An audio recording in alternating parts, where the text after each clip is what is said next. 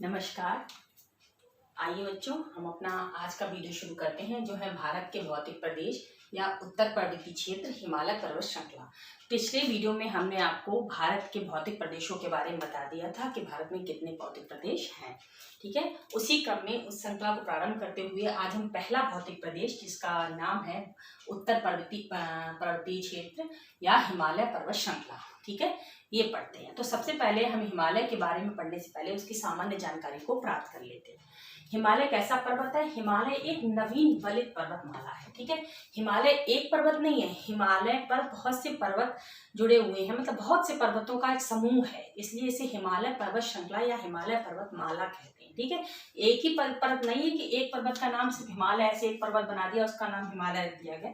इसमें कई सारे पर्वत मिलकर जो है एक पूरी श्रृंखला, एक पूरे समूह का निर्माण करते हैं, तो वो जो कहलाती है हिमालय पर्वत श्रृंखला कहलाती है। ठीक है, तो ये नवीन पर्वत श्रृंखला। अब इससे प्रश्न आता है कि नवीन से मतलब क्या है? हिमालय एक नया पर्वत है जिसका निर्माण कार्य अभी भी प्रारंभ है। ठीक है, इसीलिए इसकी ऊंचाई जो है सबसे ज्यादा है विश्व में। आप सबको पता होगा कि हिमालय विश्व का सबसे ऊंचा पर्वत है।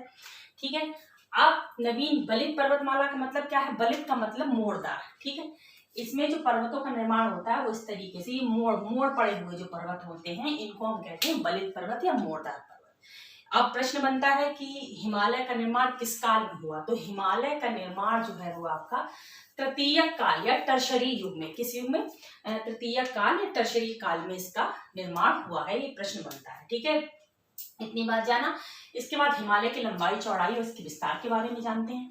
तो देखिए, हिमालय का विस्तार पाकिस्तान, ये देश कौन सा? ये तो आप सब पहचानते होंगे, भारत, चीन, नेपाल, भूटान, और अगर इसके जो बृहद हिमालय है वो की श्रेणियों को देखा जाए तो वो म्यांमार तक गई हुई है। ठीक है, तो लगभग इन सभी देशों में हिमालय का विस्तार है। किस किस में मैंने बताया? पाकिस्तान, भारत, चीन, नेपाल, भूटान और इस श्रेणी में म्यांमार तक इसका विस्तार है। ठीक है, इसकी जो लंबाई है वो है 2400 किलोमीटर। कितनी लंबाई है इसकी? 2400 किलोमीटर। इसकी चौड़ाई है 160 से 240 किलोमीटर। ठीक है, और इसकी ऊंचाई, अब इसकी ऊंचाई है, औसत ऊंचाई की बात हो रही है, इसकी औसत ऊंचाई है 6000 किलोमीटर, जो कि विश्व की सबसे ऊंची पर्वतमाला है। ठीक है, इतनी बात है। इसकी सामान्य जानकारी जो मैंने आपको दी, और हिमालय जो है वो टेथिस सागर, जो टेथिस सागर है उसका ही जो है क्या कहते हैं, हिमालय का निर्माण किससे हुआ? टेथिस सागर।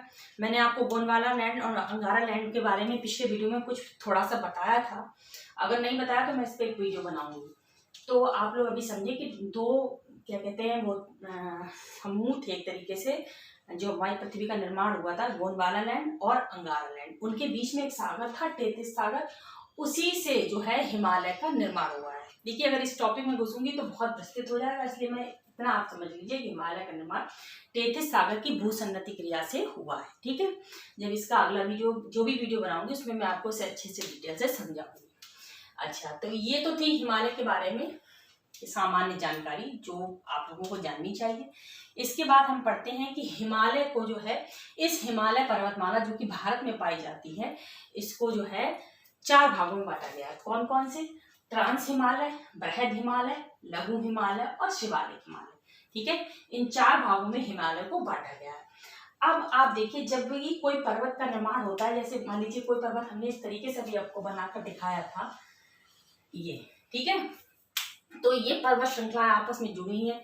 एक पर्वत श्रृंखला इस पर्वत से जुड़ी है, एक इससे जुड़ी है, तो इन पर्वतों के बीच में जो भ्रंश पाए जाते हैं, ठीक है, भ्रंश यानी जो मोड़ पड़े, जो दरार पड़ी, इन्हें भी कुछ नाम दिए गए हैं। ठीक है, इन नामों को भी हमें पता होना चाहिए कि इन नामों को क्या कहते हैं, क्योंकि ये भी प्रश्न पूछा जाता है कि जो है ट्रांस हिमालय और बृहद हिमालय के बीच में कौन सा भ्रंश पाया जाता है, या मतलब कौन सी लाइन पाई जाती है, उनके नाम हमें पता होने चाहिए। तो वो आइए इस आरेख के माध्यम से समझते हैं। ठीक है, मैंने आपको बताया हिमालय को 4 भागों में बांटा गया, या 4 भागों में हिमालय को बांटा गया है। ट्रांस हिमालय, महान हिमालय, लघु हिमालय और शिवालिक हिमालय। ठीक है, और ये है उत्तर का विशाल मैदान। शिवालिक हिमालय के बाद हमारे उत्तर का विशाल मैदान प्रारंभ हो जाता है। तो ये मैंने 4 भागों में इसको बांटा है। तो ट्रांस हिमालय यानी कि पहला हिमालय कौन सा है, सबसे प्राचीन हिमालय जो है वो ट्रांस हिमालय है। तो ट्रांस हिमालय और महान हिमालय यानी इस हिमालय और इस हिमालय के बीच में जो भ्रंश पाया जाता है उसे हम कहते हैं सचर जोन या हिंज लाइन। क्या कहते हैं, सचर जोन या हिंज लाइन। ठीक है, इसके बाद महान हिमालय और लघु हिमालय के बीच में जो भ्रंश पाया जाएगा वो कहलाता है आपका MCT। इसकी शॉर्ट फॉर्म है MCT, जिसे अगर हम बताएं तो मेन सेंट्रल थ्रस्ट। इसको क्या बोलते हैं, मेन सेंट्रल थ्रस्ट। इसके बाद लघु हिमालय और शिवालिक हिमालय के बीच में जो लाइन पाई जाती है या जो भ्रंश पाया जाता है उसको कहते हैं MBT या मेन बाउंड्री थ्रस्ट। क्या बोलते हैं, मेन बाउंड्री थ्रस्ट। और उसके बाद शिवालिक और जो आपका उत्तर का मैदान है इसके बीच में जो थोड़ा सा भ्रंश इधर साइड पाया जाता है इसको कहते हैं HFF यानी हिमालय फ्रंट फॉल्ट। ठीक है, क्या बोलते हैं, हिमालय फ्रंट फॉल्ट। इनको नाम हमें पता होना चाहिए क्योंकि एग्जाम में अक्सर ये क्वेश्चन बनता है कि ट्रांस हिमालय और महान हिमालय के बीच में जो भ्रंश पाया जाता है या जो लाइन पाई जाती है उसका नाम क्या है, तो उसका नाम है सचर जोन हिंज लाइन या हिंज लाइन। ठीक, ये इसको बोलते हैं। आप सबको ये पता होना चाहिए और अगर आपको नहीं पता तो आप नोट कर लीजिए। ठीक है, तो मैंने आपको कौन कौन से हिमालय बताया, ट्रांस हिमालय, महान हिमालय, लघु हिमालय, शिवालिक हिमालय, और उसके बाद हमारा प्रारंभ हो जाता है उत्तर का विशाल मैदान। तो देखिए अब हमें को क्या पढ़ना है कि ये जो हिमालय, अब हम एक एक करके इन सारे हिमालयों के पार्ट को पढ़ते हैं। ठीक है, तो सबसे पहले हमें पढ़ना है ट्रांस हिमालय। सबसे प्राचीन भाग कौन सा है, सबसे उत्तरी भाग कौन सा है, ट्रांस हिमालय। आइए इस चित्र के माध्यम से समझते हैं। ये मैंने भारत का उत्तरी भाग बनाया हुआ है जिसमें कि मैंने आपको दिखाया है कि ये ऊपर का हिस्सा काराकोरम से जस्कर तक जो हिस्सा है, ये शायद आपको दिख रहा हो, ये काराकोरम, लद्दाख और जस्कर, ये तो है ट्रांस हिमालय का जो सबसे प्राचीन भाग है। इसके बाद आपका प्रारंभ हो जाता है महान हिमालय या बृहद हिमालय जिसे बोलते हैं। उसके दक्षिण में अगर हम आ जाते हैं तो लघु हिमालय, और सबसे नीचे वाला जो पार्ट है उसको बोलते हैं शिवालिक हिमालय। यानी 4 भाग बढ़ गए आपके, ट्रांस हिमालय, महान हिमालय, लघु हिमालय और शिवालिक हिमालय। शिवालिक हिमालय को उप हिमालय भी बोलते हैं। ये जो 4 हिमालय हैं, अब हमें इनकी एक एक करके इनको पढ़ते हैं। तो सबसे पहले ट्रांस हिमालय। ट्रांस हिमालय जो है इसको 3 श्रेणियों में बांटा गया है। कौन कौन सी हैं, काराकोरम पर्वत श्रेणी, लद्दाख पर्वत श्रेणी और जस्कर पर्वत श्रेणी। कौन कौन सी श्रेणियां मैंने बताई, काराकोरम, लद्दाख और जस्कर। ये 3 श्रेणियां जो है वो आपकी ट्रांस हिमालय में पाई जाती है। अब इन श्रेणियों के बारे में एक एक करके पढ़ते हैं। देखिए सबसे पहले सबसे ऊपरी जो भाग है वो है काराकोरम श्रेणी। इस चित्र के माध्यम से देखिए काराकोरम श्रेणी, इसके बाद लद्दाख और जस्कर। कभी कभी एग्जाम में ऐसे क्वेश्चन भी करते हैं कि इनका उत्तर से दक्षिण क्रम बताइए, तो आप बताएंगे लद्दाख सबसे पहले, काराकोरम, लद्दाख और जस्कर। ये 3 क्रम है इसके ट्रांस हिमालय के। अगर आपसे हिमालय का क्रम पूछा जाएगा तो सबसे ऊपरी भाग है वो ट्रांस हिमालय, उसके बाद महान हिमालय, उसके बाद लघु हिमालय, उसके बाद शिवालिक हिमालय। ठीक, उत्तर दक्षिण क्रम समझ में आ गया। और यही दक्षिण से उत्तर पूछा जाएगा तो आप बताएंगे शिवालिक हिमालय, उसके बाद लघु हिमालय, फिर महान हिमालय, फिर ट्रांस हिमालय। सबसे ऊपरी भाग जो है वो ट्रांस हिमालय का है और सबसे नीचे भाग शिवालिक हिमालय का। ठीक, अब मैंने आपको ट्रांस हिमालय में बताया कि 3 श्रेणियां हैं। कौन कौन सी, काराकोरम, लद्दाख और जस्कर। ये समानांतर इस प्रकार से फैली हुई है जो मैंने काले रंग से ड्रॉ किया हुआ है। ठीक, आपको समझ में आया।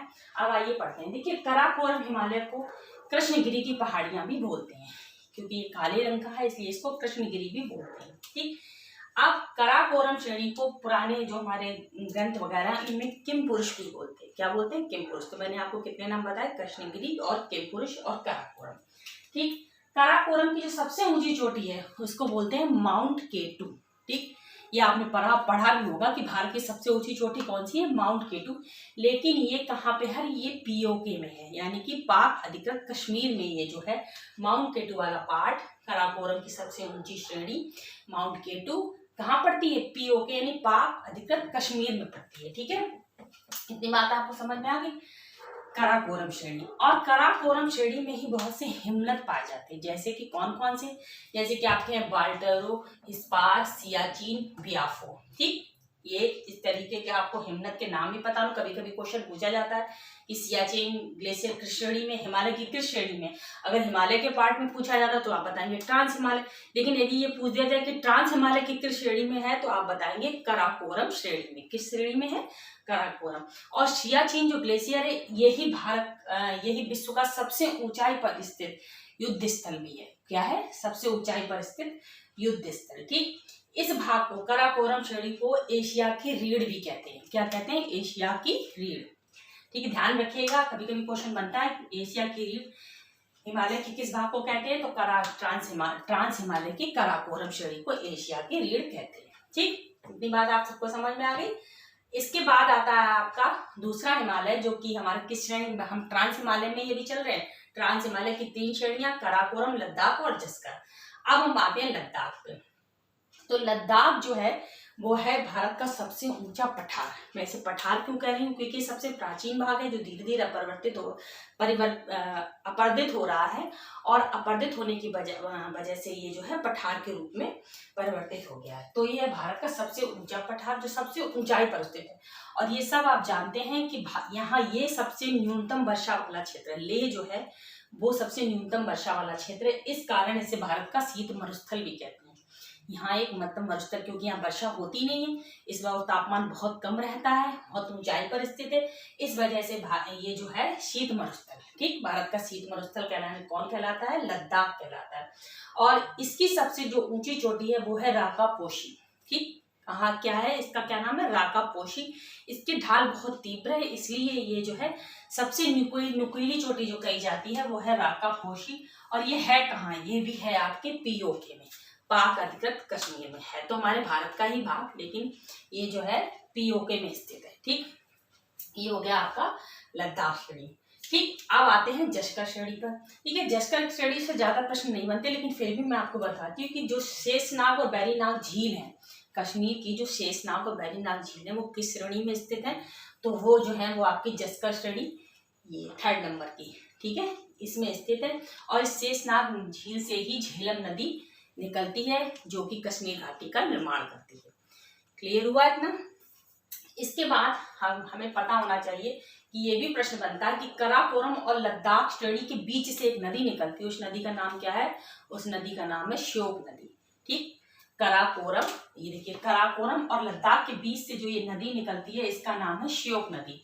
और यदि अगर आपसे पूछ दिया जाए कि अगर लद्दाख और जस्कर के बीच से कौन सी नदी निकलती है, तो वो है सिंधु नदी। सिंधु नदी किन 2 श्रेणियों के बीच से निकलती है? तो लद्दाख और जस्कर के बीच से। ठीक है, इसीलिए मैंने इस तरीके से चित्र बनाया ताकि आपको याद रहे।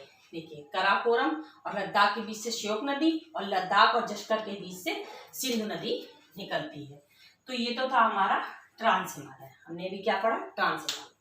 अब ट्रांस हिमालय के बाद ट्रांस हिमालय के दक्षिण में यानी जस्कर श्रेणी से जब हम नीचे आते हैं तो कौन सा हिमालय प्रारंभ होता है? महान हिमालय या बृहद हिमालय। ठीक, कौन सा हिमालय? महान हिमालय या बृहद हिमालय, या जिसे हिमाद्री भी कहते हैं। ठीक, तो जो हिमाद्री है भारत में, इसका प्रारंभ कहाँ से, इसका विस्तार कहाँ से शुरू होता है? समझिए आप, नंगा पर्वत। ये कहाँ? ये देखिए, मैं इस चित्र में आई है, रेड पेन से मैंने इसको ड्रा कर रखा। ये है नंगा पर्वत। इस नंगा पर्वत ये कहाँ पे है? ये पाक अधिकृत कश्मीर में है। इस नंगा पर्वत से प्रारंभ होता हुआ ये जो है अरुणाचल प्रदेश के नामचा पर्वत तक इसका विस्तार भारत में है। ठीक है, कहाँ है? भारत में। आपको इतनी बात समझ में आई? मैंने आपको बताया कि भारत में इसका विस्तार जो है, और जब ये श्रेणियां जो है, यही श्रेणी जब पाकिस्तान में चली जाती है, इधर ये पाकिस्तान है, ये इस तरीके से जब पाकिस्तान में चली जाती है तो इस पर्वत को नाम दिया जाता है, यानी बृहद हिमालय को ही कहा जाता है, सुलेमान पर्वत। और जब ये श्रेणी इधर से इधर आ जाती है, इस तरफ, देखिए मैं ये काली पेन से ड्रा कर रही हूँ, इस तरफ जब ये श्रेणियां चली जाती है तो यहाँ पर जो देश है उसका नाम है म्यांमार। तो भारत और म्यांमार के बीच में ये जो सीमा बनाता है हिमालय, तब इसका नाम हो जाता है अराकाम योमा। ठीक, क्या नाम हो जाता है? अराकाम योमा श्रेणी।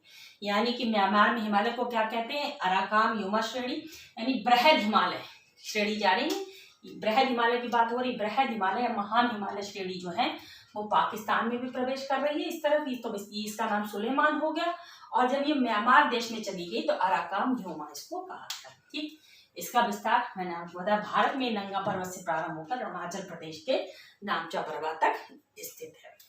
अब इस श्रेणी में बहुत सी पर्वत चोटियां पाई जाती हैं, जिनके नाम हमें पता होने चाहिए क्योंकि ये एग्जाम में पूछे जाते हैं कि ये क्या है।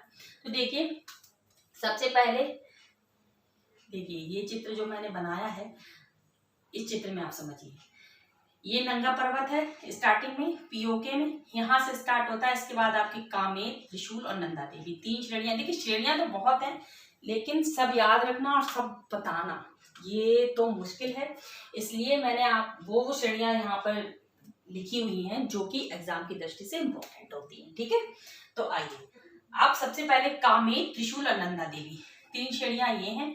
इसके आगे जब हम चलते हैं तो अन्नपूर्णा, धौलागिरी, मकालू और एवरेस्ट, इसके बाद कंचनजंगा और अरुणाचल प्रदेश के लास्ट में नामचा पर्वत। ठीक, तो अब मैंने कौन कौन सी बताई, कामेर, त्रिशूल और नंदा देवी। अगर आपसे पूछा जाए ये श्रेणियां किस क्षेत्र में, तो ये श्रेणियां भारत के क्षेत्र में, और कौन से क्षेत्र में, उत्तराखंड में।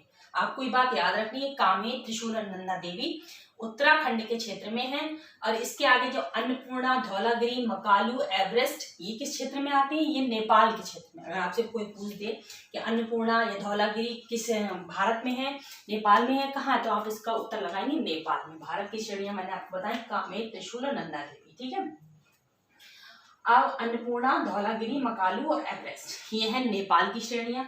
और कंचनजंगा ये आता है सिक्किम में, और उसके बाद नामचा पर्वत ये अरुणाचल प्रदेश, जो कि महान हिमालय का लास्ट है भारत में। ठीक है, तो अब आप सब जानते हैं कि एवरेस्ट विश्व की सबसे ऊंची चोटी वो हिमालय की किस श्रेणी में आई, बताइए। वो होगी आपकी महान हिमालय या बृहद हिमालय। प्रश्न बनता है कि माउंट एवरेस्ट हिमालय की किस श्रेणी में है, तो आप बताओगे कि महान हिमालय या बृहद हिमालय श्रेणी में। ठीक, भारत की विश्व की सबसे ऊंची चोटी जो है वो माउंट एवरेस्ट है। नेपाल में इसको क्या बोलते हैं, माउंट एवरेस्ट को बोलते हैं सागर माथा। नेपाल में माउंट एवरेस्ट को बोला जाता है सागर माथा। और वही तिब्बत या चीन में, ठीक है, इसको बोलते हैं चेमा लुंगमा। क्या बोलते हैं, हिमालय को का नाम जो है वो है चेमा लुंगमा। तो चेमा लुंगमा का अर्थ होता है पर्वतों की रानी। ठीक है, और सागर माथा बोलते हैं नेपाल में। याद रखिएगा, माउंट एवरेस्ट का नेपाल में नाम है सागर माथा, और चीन या तिब्बत में इसका नाम है चेमा लुंगमा। ठीक, ये विश्व की सबसे ऊंची पर्वत चोटी है। ठीक है, लेकिन अगर आपसे भारत की सबसे ऊंची पर्वत चोटी पूछी जाएगी, तो यदि आपसे निर्विवादित पूछी जाती तो है कंचनजंगा, क्योंकि वैसे तो माउंट केटू भारत का ही हिस्सा है जो कि पीओके में है, लेकिन इस पर विवाद चलता है कि भारत का है कि पाकिस्तान का है। इसलिए अगर भारत की सबसे ऊंची चोटी पूछी जाएगी तो वो है कंचनजंगा। ठीक, इतनी बात क्लियर हो गई। अब आपका ये महान हिमालय हो गया। महान हिमालय में जो है कुछ हिमनद पाए जाते हैं जिनके नाम है यमुनोत्री, गंगोत्री, संतोपद, गोसाईथान। ये सब किसमें है, महान हिमालय में। ये सब आप जानते हैं कि गंगोत्री से भागीरथी निकलती है, यमुनोत्री से यमुना निकलती है। ठीक है, और ये जो गोसाई धाम, ये जो है जो हिमनद है या ग्लेशियर है, ये कहाँ है, ये नेपाल में स्थित है। ये आपका हो गया महान हिमालय। इतनी बात समझ में आ गई। अब महान हिमालय के बाद जो हिमालय आता है वो है आपका मध्य हिमालय। कौन सा हिमालय, मध्य हिमालय। मध्य हिमालय देखिए, ये जो मैंने ग्रीन कलर से ड्रा कर रखा है वो है मध्य हिमालय। तो मध्य हिमालय को जो है अलग अलग प्रदेशों में, जैसे कि मैंने पीर पंजाल धौलाधर की ग्रीन कलर से इस तरीके से ड्रॉ कर रखा है, जो मैं आपको ड्रॉ करके रख कर दिखाती हूँ।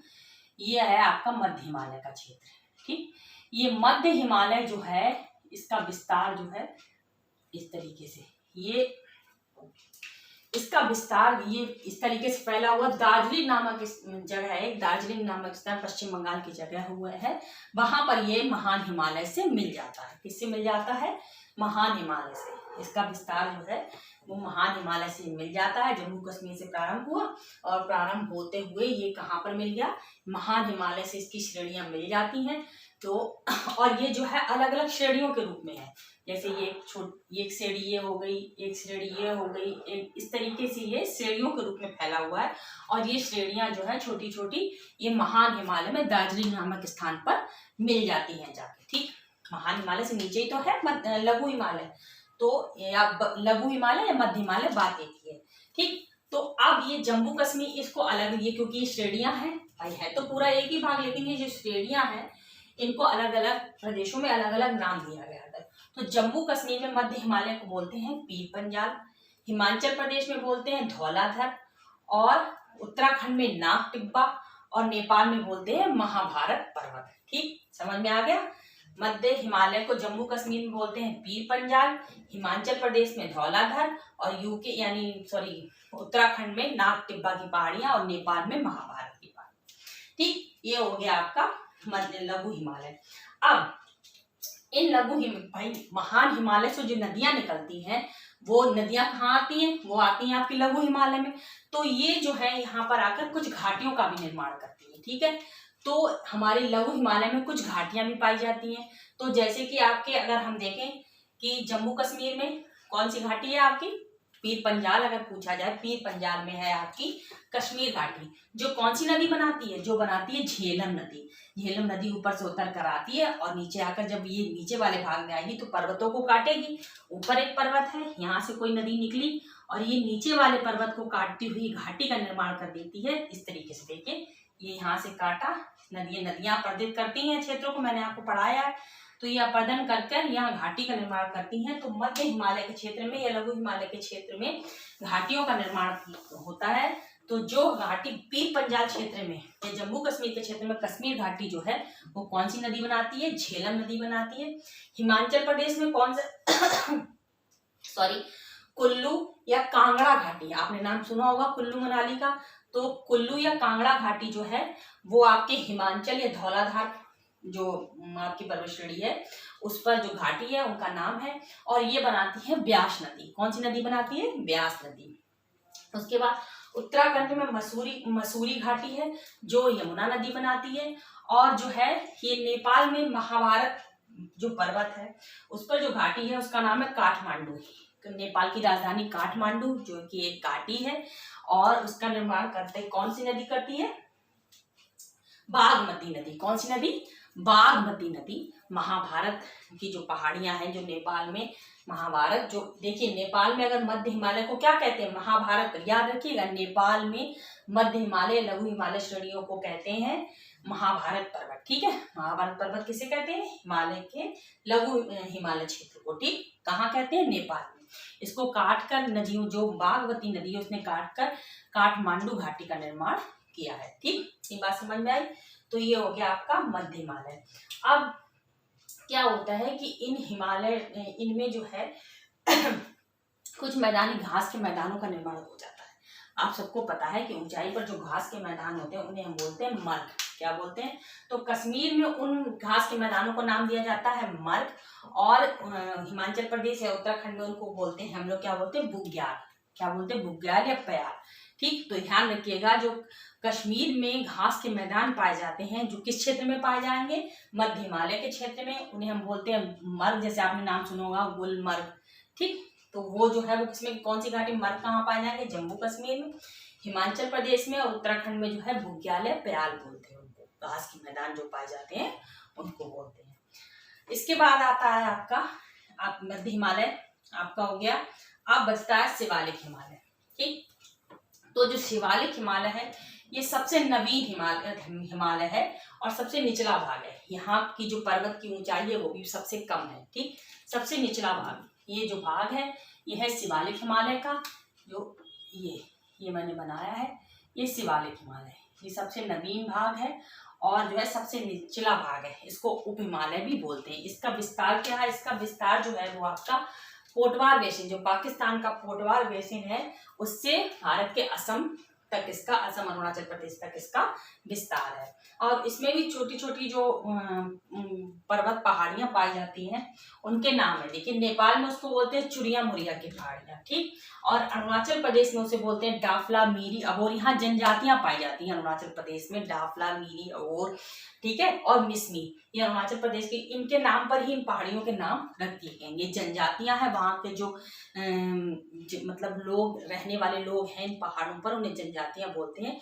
उन्हीं के नाम से जो है इन पहाड़ियों के नाम रख दिए गए हैं, डाफला, मिसमी अघोर अरुणाचल प्रदेश की जनजातियां। तो शिवालिक हिमालय जो है वो अरुणाचल प्रदेश तक फैला हुआ है। कहाँ से स्टार्टिंग हुई इसकी? पाकिस्तान के पोटवार बेसिन से। इतनी बात आप सबको क्लियर हुई।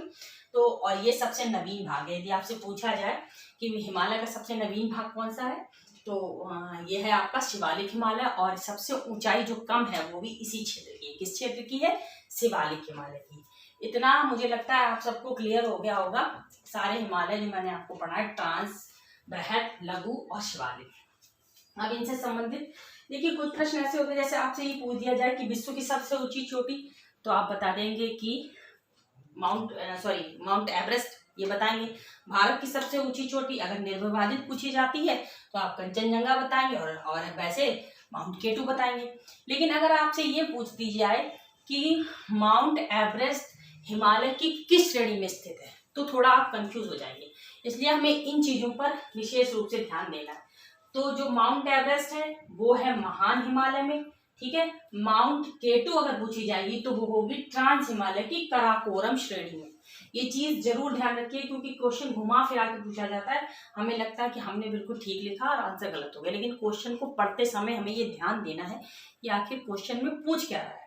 वो पूछ रहा है हिमालय की श्रेणी, और आप क्या बता रहे हो, या आप समझिए। अगर जरा सा भी आपने ध्यान क्वेश्चन पर नहीं दिया तो आता हुआ क्वेश्चन भी गलत हो जाता है। इसलिए हमको क्वेश्चन को बहुत ध्यान से पढ़ना होता है और उस हिसाब से उसका आंसर लगाना होता है। पता हमें सब कुछ होता है, लेकिन फिर भी एग्जाम टाइम में इतना प्रेशर होता है कि उस प्रेशर की वजह से गलतियां हो जाती हैं। चलिए, इतना हमने पढ़ लिया है। अब हमें हिमालय का जो विभाजन है वो नदियों के आधार पर ही किया गया है। थोड़ा सा और जान लेते हैं। मैं जानती हूँ वीडियो बड़ा हो रहा है, लेकिन मैं चाहती हूँ कि इस वीडियो में ही हिमालय का पार्ट खत्म हो जाए, ताकि अगले वीडियो में मैं आपको विशाल मैदान के बारे में पढ़ा सकूँ। तो देखिए, हिमालय का जो विभाजन है वो नदियों के हिसाब से किसने किया है? एक महोदय थे, सिडनी बुराड़ महोदय। कौन से महोदय थे? सिडनी बुराड़ महोदय। उन्होंने जो है उनने निर्माण, देखिए यहाँ सबसे पहले है आपकी सिंधु नदी। कौन सी नदी है? सिंधु नदी। फिर है आपकी सतलज।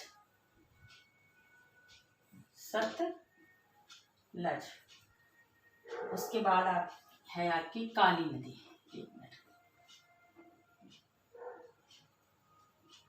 काली नदी, फिर काली नदी के बाद तिस्ता, और तिस्ता के बाद आएगी आपकी ब्रह्मपुत्र। तिस्ता और ब्रह्मपुत्र,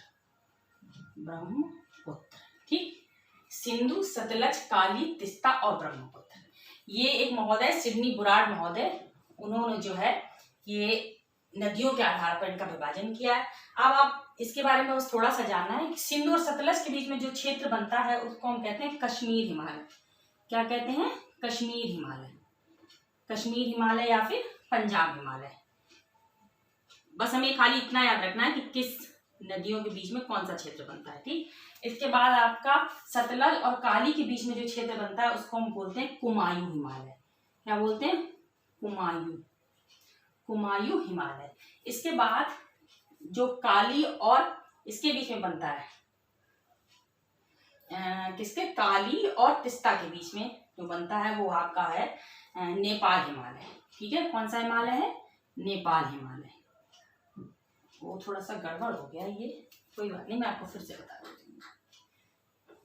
देखिए, सिंधु और सतलज के बीच में मैंने आपको बताया कश्मीर हिमालय, और सतलज और काली के बीच में कुमायूं हिमालय, काली और तिस्ता के बीच में नेपाल हिमालय, और तिस्ता और ब्रह्मपुत्र के बीच में मैंने आपको जो हिमालय का नाम बताया वो है असम हिमालय, ठीक है। मैं एक बार फिर से बता देती हूँ, आप नोट कर लीजिए।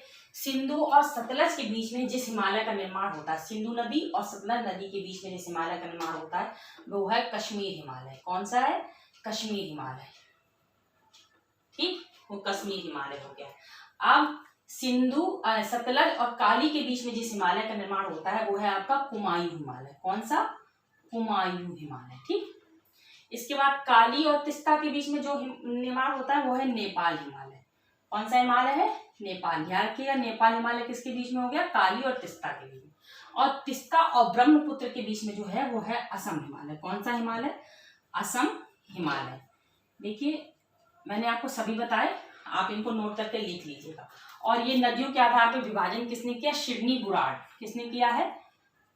सिडनी बुराड़ महोदय ने। ये पूछा जाता है कि नदियों के आधार पर विभाजन किसने किया है, तो वो किया है सिडनी बुराड़ ने। ठीक, तो मुझे लगता है कि मैंने अपनी जानकारी के हिसाब से आपको सब कुछ बताने का प्रयास किया है। फिर भी अगर कोई कंफ्यूजन हो या कोई क्वेश्चन हो, कोई क्यूरी हो, तो आप अपने कमेंट के माध्यम से बताइए, उन्हें दूर करने का मैं जरूर प्रयास करूंगी। धन्यवाद।